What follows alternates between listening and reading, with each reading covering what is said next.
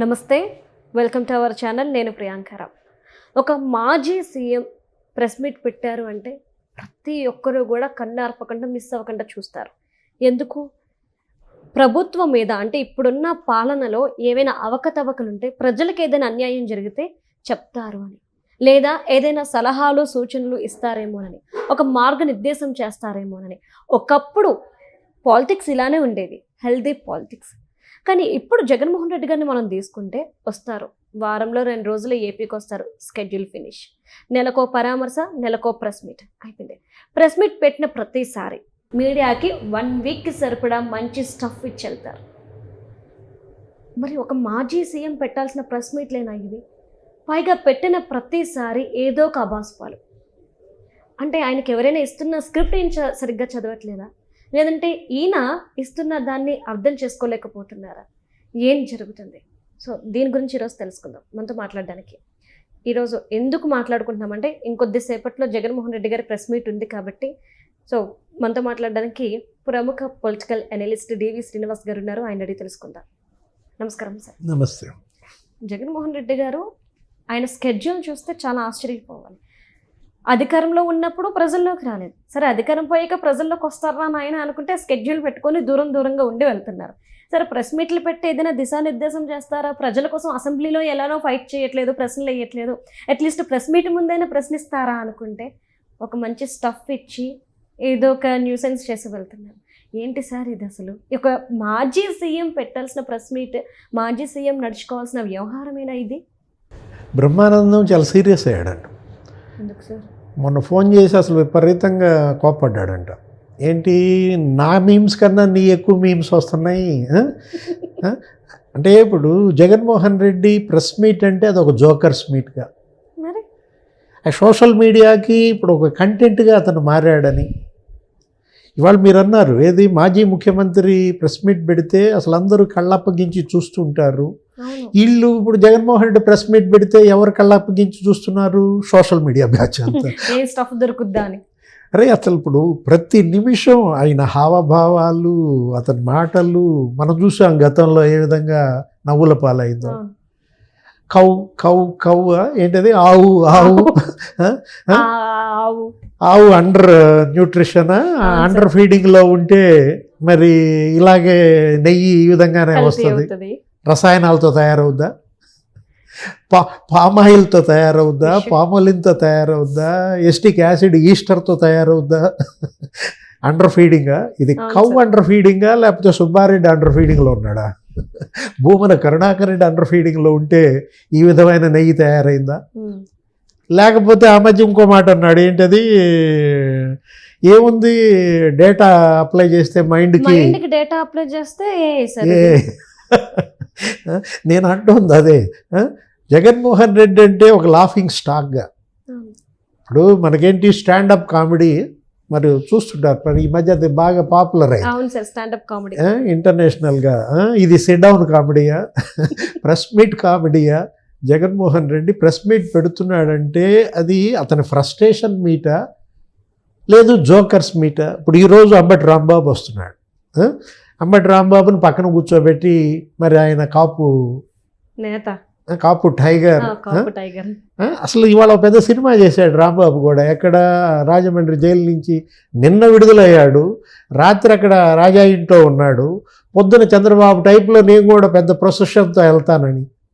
అంటే నీ స్థాయి ఏంటి? నువ్వు చంద్రబాబు లాగా నీకు మొత్తం అందరూ అన్ని చోట్ల నీరాజనాలు పలుకుతారా? కాలినడకనంటాడు, పోలీసులు ఆపితే సెక్షన్ 30 అంటే.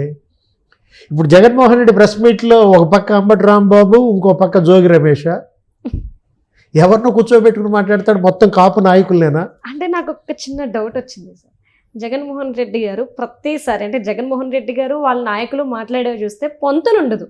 ఈయనేమో ప్రభుత్వం మీద బురద జల్లుతాడు, వాళ్ళేమో లేదు నాయన అంతా బాగుంది అని చెప్తారు. ఇప్పుడు చూస్తే అంబటి గారు ఒక మాట అన్నారు ప్రెస్ మీట్తో వాళ్ళతో మాట్లాడుతూ, నన్ను పోలీసులు ఏమి కొట్టలేదు, నాకు అన్నీ బాగా చూసుకున్నారు, జైల్లో అంత సౌకర్యంగా ఉంది, కాకపోతే నేనే కాలు జారి పడ్డాను అని.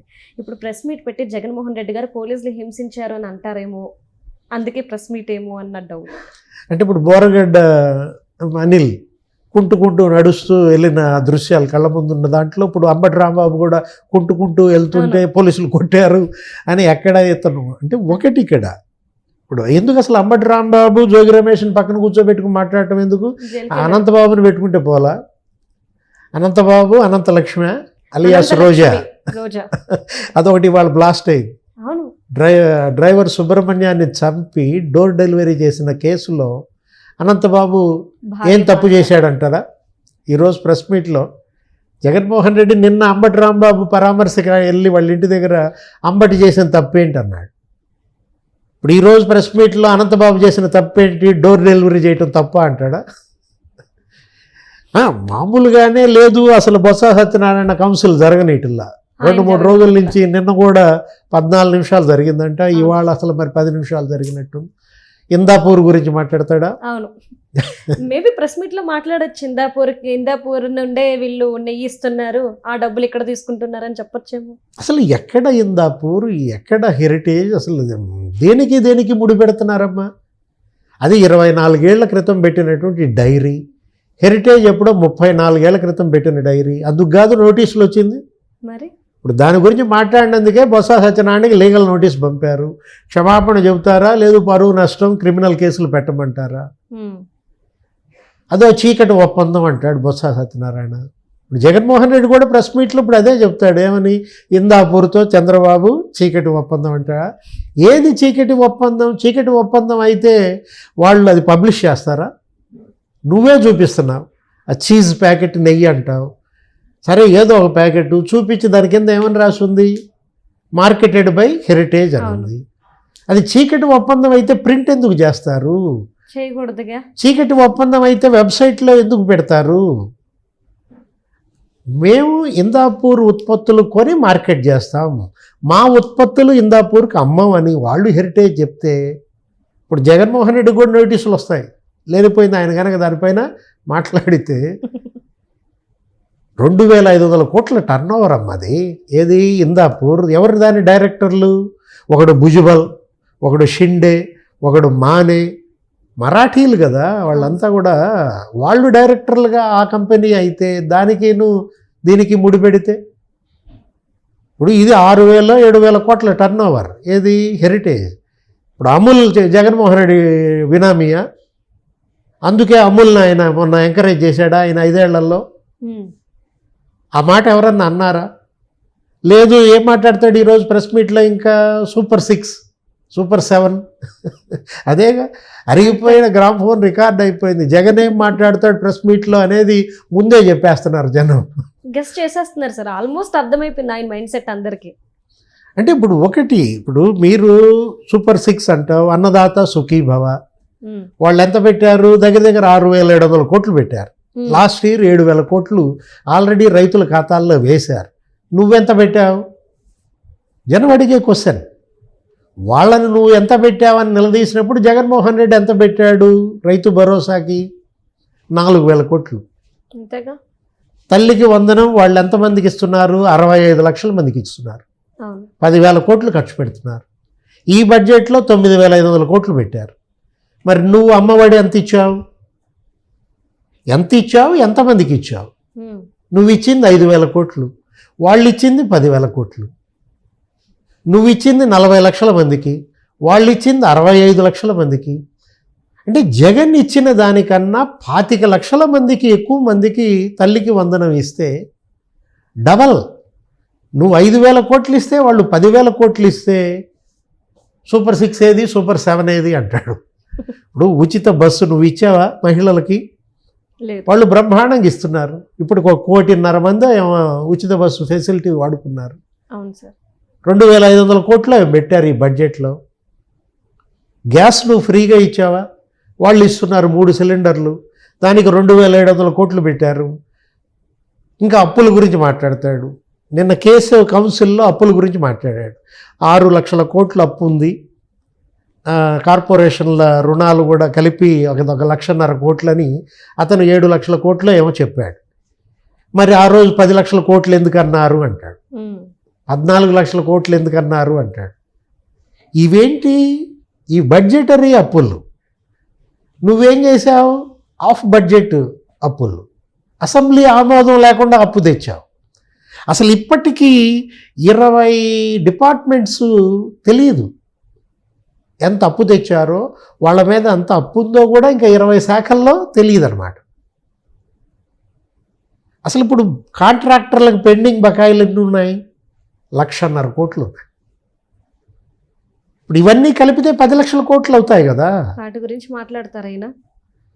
అంటే ఏంటంటే కనికట్టు, మసిబూసి మారేడికాయ చేయటం, అంటే అబద్ధాల మేకప్ అంటాడు. అదేమంటే అసలు నువ్వు వేసుకున్న మేకప్పే అది, కానీ చంద్రబాబు అబద్ధాల మేకప్ అంటాడు. ఒకవేళ జగన్మోహన్ రెడ్డి చంద్రబాబు వైపు చూపిస్తే 4 ఏళ్ళు ఎవరి వైపు చూపిస్తున్నాయి? ఆయన వైపేగా. అదేమంటే జంతు కొవ్వు లేదు అంటాడు. ఇప్పుడు జంతు కొవ్వు ఉంది, లేకపోతే పంది కొవ్వు ఉంది, ఆవు కొవ్వు ఉంది అని ఆ రిపోర్ట్ ఉంది. ఆ రిపోర్టుని చంద్రబాబు చదివాడు.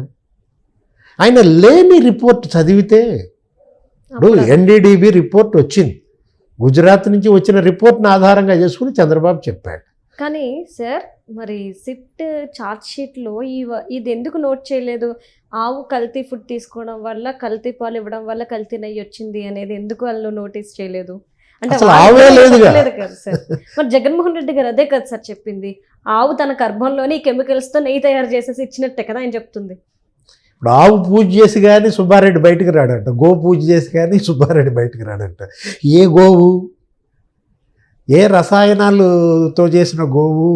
ఆయన అసలు ఆవు పూజ, గో పూజకి అర్హుడా? అంటే సుబ్బారెడ్డి ఇవాళ దోషి.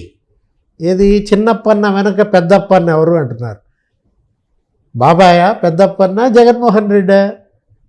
చిన్నప్పన్నకే 15 ప్లాట్లు అంట, 4,60,00,000 బ్యాంకులు అంట, లావాదేవీలు అంట.